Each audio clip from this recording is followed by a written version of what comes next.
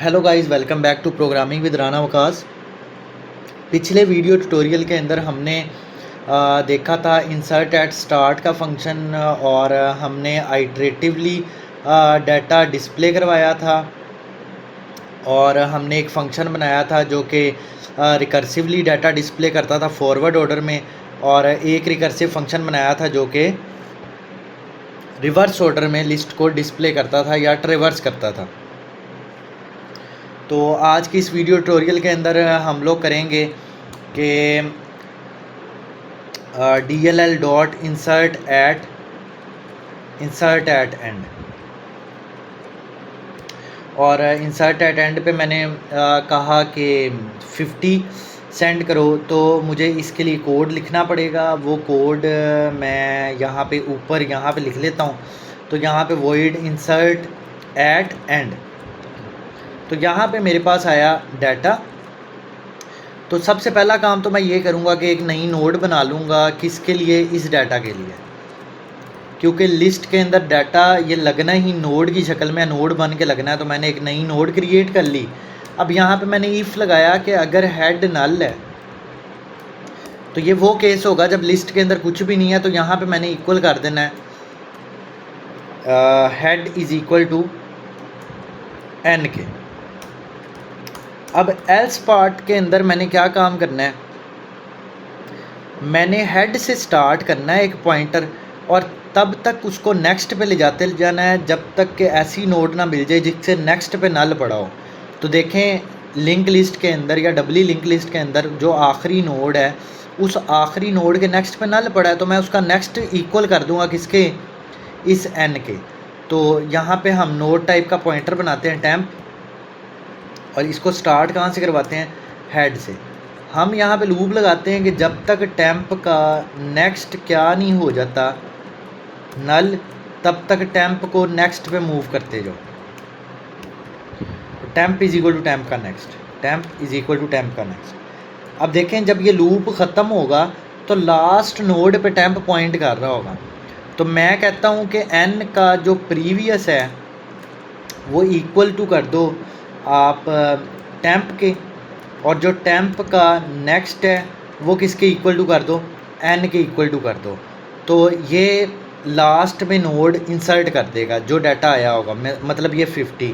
अब अगर मैं इधर डिस्प्ले कॉल करूँ, DLL डॉट डिस्प्ले, रिकर्सिवली कर लेते हैं। अच्छा, सबसे पहले तो इंसर्ट एट स्टार्ट हुआ 50, फिर स्टार्ट पे इंसर्ट हुआ 20, फिर स्टार्ट पे इंसर्ट हुआ 30, मतलब 30, 20, 15। अब एंड पे लगना चाहिए 50। तो इसको चलाते हैं।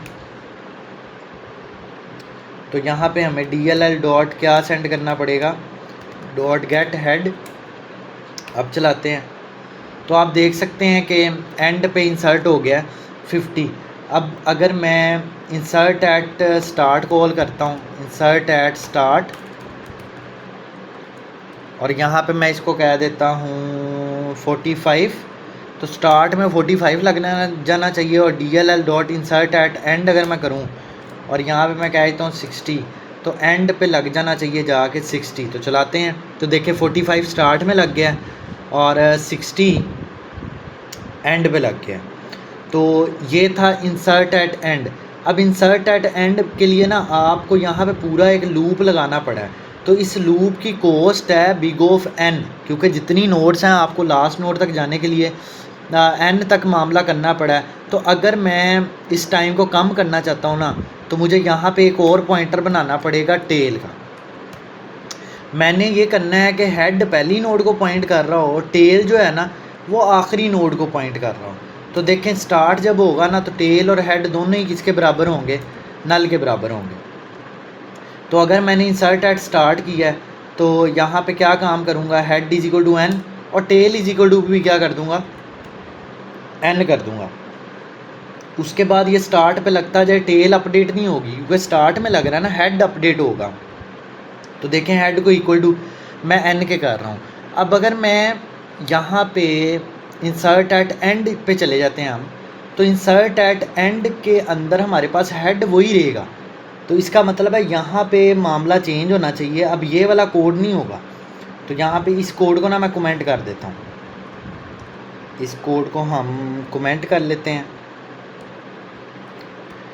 यहाँ पे मैंने टेल के आगे वो डाटा अटैच करना है, तो मैंने कहा टेल का जो नेक्स्ट है ना वो इक्वल टू कर दो n के, और n का जो प्रीवियस है वो इक्वल टू कर दो किसके, टेल के, और tail is equal to n कर दो, क्योंकि अब अटैच हो चुकी है ये जो n है ना आखिरी नोड, ये अब बन चुकी है, तो tail is equal to n कर दिया। तो अगर तो मेरे पास कोई 3-4 नोड्स हैं, जिस तरह के यहाँ पे एक नोड ये है, उसके बाद मेरे पास एक नोड ये है, एक नोड मेरे पास ये है, और एक नोड ये है, तो समझें ये टेल है, ये टेल है, और ये मेरे पास क्या है, ये मेरे पास हेड है। तो ये कुछ इस तरह से होगा, और हेड का प्रीवियस नल है, ये देखें, और यहाँ पे कुछ इस तरह से है। तो नई नोड जब n आई है ना, तो इसका नेक्स्ट नल है, तो आपने क्या काम किया है, और इसका प्रीवियस भी नल है, तो आपने कहा कि टेल का नेक्स्ट ना बजाय के ये नल पे पॉइंट करें, इसको ये वाली लाइन देखें आप, ये बराबर आपने कर दिया n के, और n का प्रीवियस जो है ना वो देखें आपने बराबर किया टेल के, तो ये वाला चीज़ हो जाएगा, ठीक है। और उसके बाद आपने कहा टेल अब ये नहीं रहनी चाहिए, बल्कि टेल क्या बन जानी चाहिए, टेल इज इक्वल टू आपने कर दिया हुआ है n, तो ये वाला मामला होगा, टेल यहाँ पे आ जाएगी, ठीक है। तो अब आपकी टेल अपडेट हो गई है। इसी तरह आपको कोई यहाँ पे ना इस जगह पे कोई भी लूप नहीं लगाना पड़ रहा, तो लूप लगाने का फ़ायदा, लूप ना लगाने का फ़ायदा ये है कि ये बिग ऑफ 1 के अंदर ये वाला काम हो रहा होगा। अब अगर आपने रिवर्स रिकर्सिवली ना प्रिंट करना हो रिवर्स ऑर्डर में, बल्कि आइट्रेटिवली करना हो, तो यार आप एक काम करें, यहाँ पे मैं कहता हूँ void display reverse using iterative, या आइट्रेटिवली है,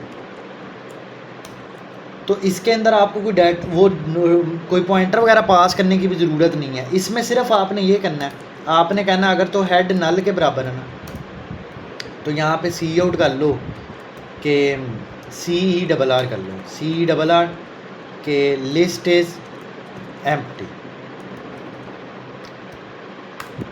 और एल्स के अंदर आप एक पॉइंटर बनाओ, नोड टाइप का पॉइंटर बनाओ, टेम्प, इसको बराबर करो टेल के, और इसको ना बैकवर्ड आपने चलाना है। तो आपने कहा वाइल जब तक temp not equal to null नहीं ना हो जाता, तब तक सी आउट करो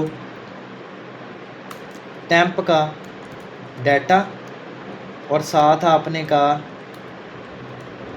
कि टेम्प को ना इक्वल कर दो टेम्प के प्रीवियस के। तो देखें ये क्या होगा, ये पीछे बैकवर्ड मूव होना शुरू हो जाएगा।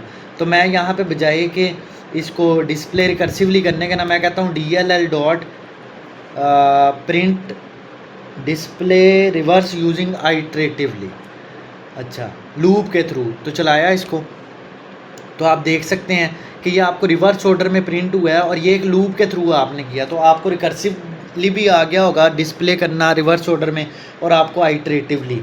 तो वीडियो को लाइक करना मत भूलिएगा। अगर आपका क्वेश्चन है तो आप कमेंट सेक्शन में कर सकते हैं। अल्लाह हाफिज़।